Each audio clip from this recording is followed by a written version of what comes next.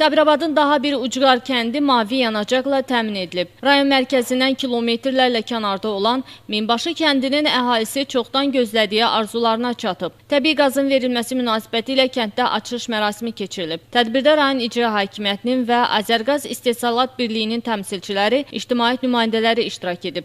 Bildirilib ki, Minbaşı kəndinin qazlaşdırılması üçün bir pilləli sistem əsasında ümumi uzunluğu 762 metr müxtəlif diametrli polietilen və ümumi uzunluğu 10.496 metr metal borularla daşıyıcı və məhəllədaxili qaz xətləri çəkilib.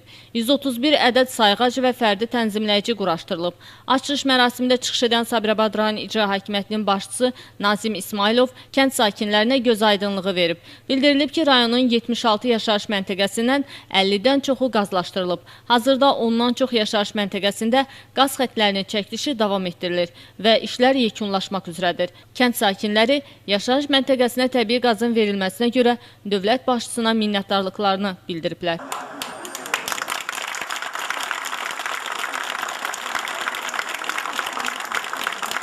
Gültəkin Əliyeva, Aydın Yavərzadə, Dünya TV.